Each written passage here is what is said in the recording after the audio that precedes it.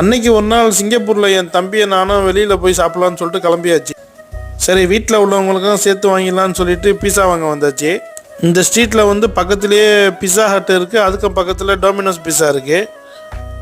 சரி நம்ம வந்து பிஸா ஹட்லேயே ஆர்டர் பண்ணலான்னு சொல்லிட்டு இங்கேருந்து கிளம்பியாச்சு.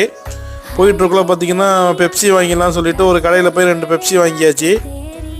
அதுக்குள்ளே நம்ம பிஸா கடையில் போய் பிஸாவும் ஆர்டர் பண்ணியாச்சு. நம்மளுக்கு டோக்கன் போட்டு வெளியில் வெயிட் பண்ண சொல்லிட்டாங்க.